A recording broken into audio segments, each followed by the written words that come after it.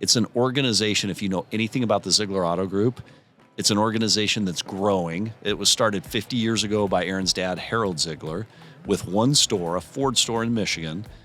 Harold grew it to multiple stores. And then in 2000, Aaron Zeigler took it over and blew it up.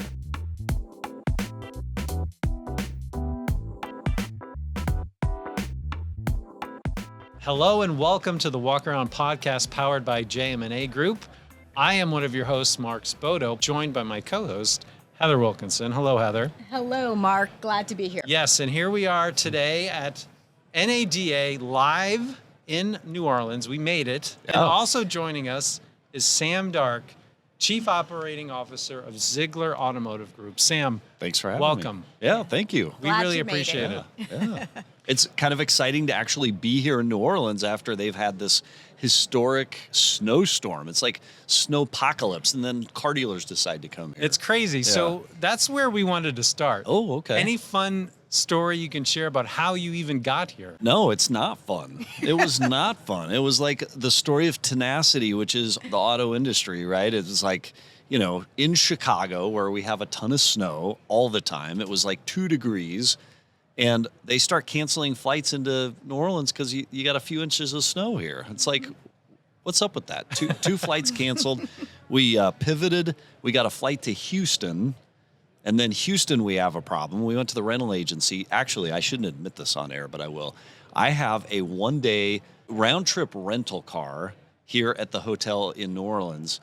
That I don't know where I'm going to return it because I'm not driving back to Houston. So, Sam, you're not alone. I got a text from the National Rental Car Agency. I apologize to you all just 2 minutes ago saying, hey, we show this was due back yesterday. Can you tell us where the car is and what's going to happen? Sam, so I'm not kidding. A reckoning. You're not the only one in this situation. We have talked to at least a half dozen people that have a car parked in the hotel garage and they don't know what to do with it. Right. Well, I think being in New Orleans, if you've got a vehicle and you don't know where it's going to end up, it's a good place to say where you got lost. I mean, I think you might be okay. I think I'm going to call JM&A's 100 or 1-800 roadside assistance number and just get the thing towed back to us. I mean, there's got to be somewhere you guys could take it that would be better than so, here. Sam, we've covered now your journey to NADA. Yes. Let's pivot a little bit and talk about your journey in the business. Yeah. How did you get into this role of COO of Zeigler Auto? Tell us a little bit about your background and where you started. So I started in automotive over 30 years ago washing cars. So I started as a high school kid washing cars, cleaning the lot. I sold some of the first Kias, I worked with some of the first Kias in the state of Utah when Kia was a brand new franchise. We were so excited about that brand because it had the engine of a Ford Festiva. We advertised all over the place, if you can imagine that. My job was, as a detailer, was to remove the dash sweat from the inside of the car. And I went from there to sales. I went from sales to work for a finance company. Zurich, North America, selling property casualty and F&I services to dealerships across the Northwest. And then after a decade there, I transitioned into what was their mega dealer strategy. And so the idea was, hey, there was a ton of consolidation in the automotive industry at that time, in the early 2000s. And it seemed like there would be only a few groups left in the country that would be owning auto dealer groups. And so my job was to go service and work with the largest groups in the country. So I had the West, which they decided was everything west of the Mississippi, which perfectly makes sense, right? Not. So I had Michigan all the way to California. And I had the privilege back then of working with the best automotive groups in the entire country on F&I operations, sales operations, and just really getting an understanding of culture and what kind of works and what kind of doesn't work. You couldn't pay for a better education than sitting side by side with dealer owner operators and seeing how they think and how they act. In 2000, when was this? 5-6 years ago, whatever, as COVID was beginning, one of my clients, Aaron Zeigler, who I'd worked with for 5, 6, 7, 8 years, I've been with him over a decade now, said, hey, come work for us. We're going to switch F&I providers away from Zurich to a different company, but we'd love to have you involved in the operations and be part of that transition, and you'll have a great time. And I'm like, a great time in retail? Like, I work for an insurance company. I have protected holidays. I've got all sorts of this, that, whatever. Car dealers are super tenacious, and they're great at convincing and relaying vision. And he sold me on it, and I came over. And it's crazy. It was one of the toughest decisions I'd ever made to leave corporate culture and to go back into retail. And 6 months later, I easily could say it was the best decision I ever made. So I started as VP of Finance, and then after a period of time, transitioned into the COO role. It's an organization, if you know anything about the Zeigler Auto Group, it's an organization that's growing. It was started 50 years ago by Aaron's dad, Harold Zeigler, with one store, a Ford store in Michigan. Harold grew it to multiple stores, and then in 2000, Aaron Zeigler took it over and blew it up. We're now 41 stores, 4 states, 2,700 employees, $2.7 billion in revenue. We sell 4,000 to 5,000 cars a month, and we still want more stores. So if any of your listeners have great stores in that footprint, we want to be where politically things are great, and we can sell cars and service our customers. And so I love working in this retail industry. I love working for somebody that has a clear scorecard of what it takes to win and what it takes to lose, and who puts every resource into winning. It is just, it's intoxicating. It's a heck of a lot of fun. It is an addicting It industry, is. you know? It is. You mentioned you started out washing cars, Yeah. and so I'm sure being in Utah, you did some snow duty in your days. Oh, yeah. Oh, yeah. Well, and I was the sole person that would be out, shoveling those lots. And, it was interesting. It's improbable that I ever got into sales. I remember back then in the early 90s, they were digging up the State Street in front of the car dealership, and the salespeople stopped showing up. Mm-hmm. So as the guy washing the cars, customers would come on the lot, which guess what? If you're going through construction, you're there to buy back then. That's you're not right. there to look. And people would be like, well, what do you know about this car? And I'm like, I have no knowledge. They're like, well, how much does it cost? Well, I'll find out. I ended up selling more cars than all the salespeople put together because I was just there, right? And then they paid me under the table. Again, I probably shouldn't admit that, but they did. It's probably long enough they can't come after me. And then that first fall of college, I was like, listen, I either want to sell or I'm going to go find another job. And the dealer's like, no, you can't be that young. You can't be a high schooler selling cars. That does not happen. And I said, I'll go somewhere else. And he said, fine, you'll sell. And that also was a great decision, right? Had a blast. Selling cars was one of the funnest jobs I think I've ever had. So Sam, you're looking now at a huge responsibility, such a massive organization. And when you think about 2025, what are some areas you're focusing on in terms of your business and growing and maybe centralizing processes and services? Yeah.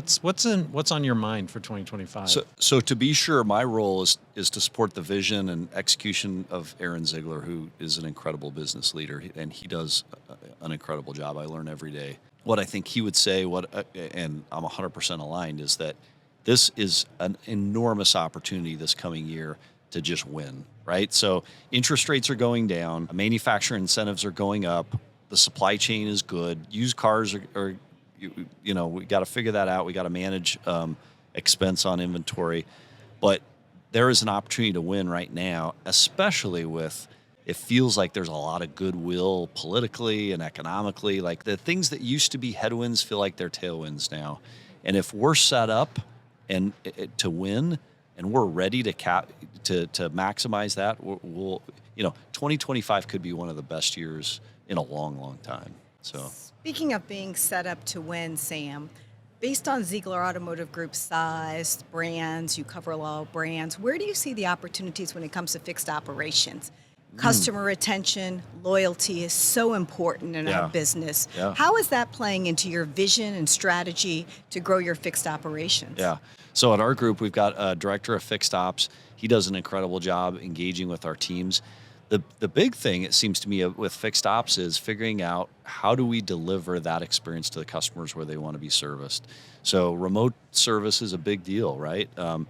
You alluded to, before we got on here, a collaboration I have with the car dealership guy. I get to interview dealers and vendors in that role. Mm-hmm. And one dealer we spoke with recently, he actually owns a dealership, and he does nothing but sell EV cars, used EVs out west. Mm-hmm. And his big idea is remote service for EVs, which when I heard that, I was like, wait, we got to interview this guy. Right. Like, who is he? And who takes a Cybertruck out to service an EV? And by the way, we've spent so much time convincing ourselves that EVs don't need service. What the heck do you do once you get out there? Right. And it was fascinating listening to him and how he knows that that customer with the electric vehicle wants service remote at their house or at their place of business. They want no hassle, and he's delivering it, and he's having success doing it. And I think that's going to be the challenge of the coming years is how do you use technology, which is incredible right now, AI and some of the other things that are out there, all the solutions that you see on the floor here at NADA, and how do you surround our employees with data and capabilities to deliver that extraordinary experience to every single customer. And part of that, remote service, part of that probably has to do with loaner cars and making sure that, we can get the customer where they need to go as quickly, scheduling in the right way.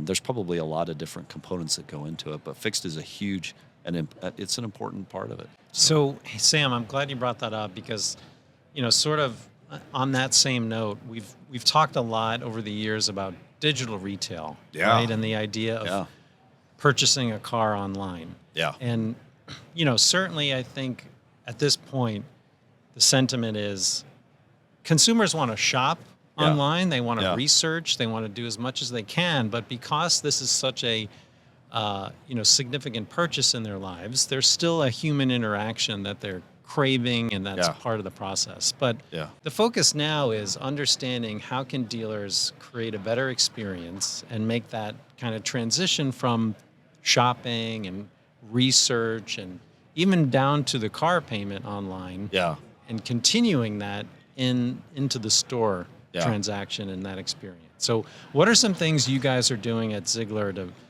along those lines? Have you thought through it more? Is there something that you can share you've seen that's helped in that?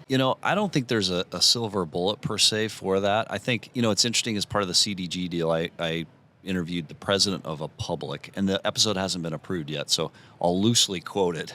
But it was the president of this public, and it was Amazon Auto, right? Okay. And the president of the public, he said something interesting. He's like, listen, one of the biggest myths in automotive today is digital retailing, that you can do a car from start to finish 100% without any human interaction. He said it's a complete lie. The technology doesn't exist. He's like, I started to have conversations with Amazon Auto, said he, because I wanted to figure that out before anybody else did. And he said, it's not there, but it will be at some point. But what he knows, and what we also know at Zeigler is, to your point, most customers don't want that 100%. It's still essentially a human experience. And so when you talk about how are we thinking about that, we want to provide the customer as much information as we can before they come in the door so that they're as educated as they want to be, and then empower them to go as far as they want, but then have people there to continue it along. One of the other interviews I did, the tech company, it was 4Eyes, talked about match rate. And he said one of the great things that salespeople do is they match buyer need to a product.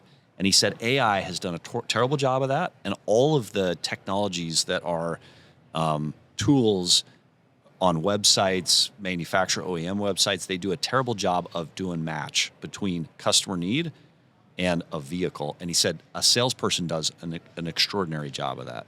And we've got to somehow protect. Now, 4Eyes has what they said is great technology that'll help with that.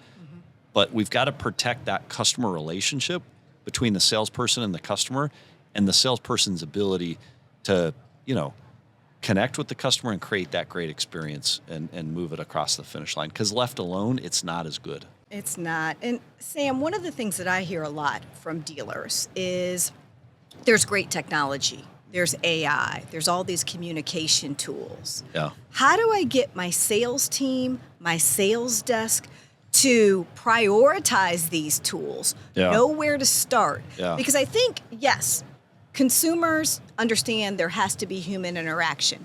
Yeah. But what they don't want to have happen is I walk into your dealership and you make me start back over on everything that I've already done. Yeah. So how do you go to the point where the process, the information, and the technology aligns with the salespeople, sales managers, the desk, the F&I. Yeah. How do you do that? We've all had the experience where you call a cell phone company or you call an airline, and they do that whole authentication thing before you actually talk to a live person. And then you're on with a live person and they re-go through the authentication thing. And you're like, wait, I did that. And they're like, well, that's a different thing. That has nothing to do with me. I have to You're like, come on, that's not right. Right. And we have that same challenge in automotive. There's so many different technology platforms. They don't talk and they're not consistent in delivering that experience to the customer. I think technology will get better and it'll start to deliver better. But you know, it's not there yet. Yeah. So, yeah. Sam, you referenced CDG, Yeah. car dealership guy, UOC. Yeah. Tell us, are you getting in the podcast game, and why, and what are you excited about? So it's interesting. At the Zeigler Auto Group, I came on board kind of in COVID. During COVID, communication was a tough thing, right? We couldn't talk. It was just tough. We were separated a little bit, right? And Aaron was doing weekly video messages to the employees, and they were just eating it up. They loved hearing from him every single week. And we said, hey, why don't we just do a podcast internally? And he's kind of like, well, it's a good idea, but like in automotive, it's not that we have secrets, but like there's not transparency enough to like put a podcast out there and hope it doesn't destroy right? Like, how do you deal with that? He's like, you know what? Let's try it. Let's see how it goes. We started it. We started a podcast called The Future of Zag Today. We've got a couple hundred episodes or so. Like, we've been very consistent with it. The employees loved it. And then our vendors came to us and they're like, well, we want to listen. We want to be part of this. So then we did an external podcast called the Driving Vision podcast. And it had a ton of success. And then what we found is we took the podcast stuff and then we put it on social media with video clips. And we found that it gave a view of our organization outside looking in that took away a lot of the scary parts of doing business with any auto group or dealership. Like, customers today crave transparency. Our employees are a representation of the communities we live in, right? They're soccer coaches, their moms, their dads, their kids, their uncles, their aunts. They have interests. And by highlighting them through the podcast, social media posts, and everything else, and just showing that life and things we're working on, we're able to connect. And a lot of customers come to us and say, well, customers and in particular prospective employees come to us and they're like, hey, I've listened to the podcast, I've seen the social media posts, I love the organization, I see what you guys represent, I align with it, and I want to be a part of it, either because I want to go to work with you or I want to buy a car. And so we've leaned into it with Car Dealership Guy. I think he's pretty cool because he's got data like nobody else does. He comes from a very unique perspective of just kind of saying it and demystifying automotive. And anything I think we can do to demystify automotive and make it less complex, because this is a complicated business, but it's super simple too, right? Yeah. Like, it's not tough. Yeah. But sometimes we try to make it too tough. That scares people, right? Yeah. The more transparent we can be. And social media gives us a great platform to be transparent at low cost. Yeah. And it also, tears down some of the preconceived notions and ideas around why would you go work in the automotive industry? Yeah. And that's a huge opportunity. You talked about customer transparency. Well, then that ties directly into recruitment of the best talent that's out there. And today, you look at the talent that we need. We need talent that not only can communicate with the customer, but can handle technology, prioritize technology. Yeah. Tell us a little bit about the culture that you all are creating or have in Zeigler Automotive Group. Culture is an interesting thing. I've done a couple interviews on that today. You start talking about it and it becomes tough to think about. At the Zeigler Auto Group, I think Harold and now Aaron, they've created a tradition of a real high accountability, high execution culture. We interviewed on our podcast Tom Izzo, the coach of Michigan State basketball, and he talks about his teams are player-led, right? So he shapes the vision of what they're trying to achieve and accomplish. He trains, he sets the discipline and expectations, and then they're so player-led that the teammates will correct other teammates to keep them in line with the vision. And I think what Aaron has set up really well is we've got a team of GMs that are the best in the business. They execute at an extraordinarily high level. They compete with each other unlike anyone else does, and they will hold each other accountable like I think anyone else does. And it's awesome to watch as they take accountability and ownership for each one of those stores and make decisions, right? And execute. And obviously, every now and again, you've got to come in and provide some guidance. But by and large, they're talented people because they're attracted to that vision, and they execute really well because they're part of something special, and they value it and they see it. That's such a great message, because I think when you boil it down, high performing teams are about accountability and trust. Yeah. Right. Yeah. And the accountability piece 100%. is not just, hey, you said you're going to do this by this date. It's also about, like, how do we hold each other accountable so that we can achieve the goal together. Yeah. Switching gears a little bit, I wanted to touch on something that, we've been talking about with all of the guests thus far at NADA. And, one of the things that we're hearing a lot about, of course, that doesn't go away, is EVs. Yeah. Certainly with the new administration, we may see some different approaches in terms of EV adoption. Yeah. But when you cut through the noise on the political side of things, I'm curious, what are you guys seeing in your markets, in your groups? Yeah. Is demand there? I mean, some of the estimates are showing maybe a 10% total market share, maybe that, regresses a little bit. Like, what are you seeing from customers? I mean, so again, we want to be where the customer wants to be. So if they want to buy an EV, we want to have that EV and provide it to them. What we found in the Midwest is there's not enough infrastructure really to support a ton of demand at this point, right? Will there be at some point? Maybe. I think hybrids are a heck of a lot more interesting, right? Because hybrids don't rely so much on that infrastructure, and it seems to make a better argument with regards to range. But we want to be there where the customer is. So we do see, there is some demand, but not nearly as strong as what the government may have pushed, years ago. And so it will be interesting, as Trump repeals a lot of the things that he said he would do, then the market demand will take over, and hopefully manufacturers will respond to that demand and produce EV vehicles commensurate with that. I have no idea what the percent is. I'll tell you, I think it's very different in California, probably. And I can't even think where else. Say Seattle or whatever. It's probably very different there than it is in Michigan. Sure. Yeah. Not only, the infrastructure, but you think about the challenges that we've seen. You're up in Michigan. Yeah. In the winter climate, when the temperatures get below 20 degrees, the challenges that consumers are running into with these BEV vehicles. Yeah. At the end of the day, the consumer drives the market. Right. That's right. Yeah. So Sam, again, as you look at 2025, are there any other areas that you, as a operator of many dealerships, are looking at in terms of areas of focus, things that you might want to share with your fellow dealers? It's interesting coming out of COVID. A lot of people talk about the COVID hangover and how things were a little bit easier during that time period. Maybe some people got a little comfortable. And I'm sure you share this from the JM&A perspective, like getting back to those basic processes that have always led to success. Again, automotive isn't crazy complicated. It's pretty basic, and it's the simple parts of it sometimes can be the toughest to do because they're repetitive and you just have to do them over and over again. So our focus within the auto group is training and developing and career pathing and kind of bringing people back to those basics of execution. And again, I think, for those stores that have been super focused on that Q4 last year, they're going to reap the rewards this year. It feels like, and we could be wrong, I guess, it feels like this year's just going to be a good year. And it'll probably be a tale of two stories, right? The ones who are prepared to capitalize on that greatness by having trained and really pushed and focused on execution, and those that are kind of waiting for it to come and be great. And those that wait for it to be great will probably never see it.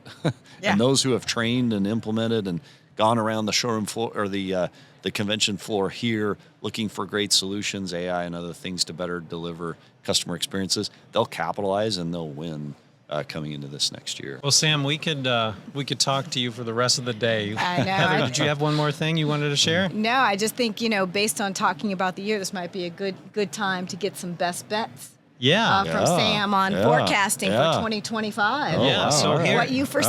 All right. Here's All a right. best bet. Okay. So our friends at Cox Automotive, obviously, they love to put out predictions and forecasts. Yeah, I know them. Jonathan Smoke. Yes, Yeah. we're actually going to be talking to him tomorrow. He's correct a lot, but he's also wrong every now and again. All right, so he missed on the election. But that's okay. Here's an opportunity.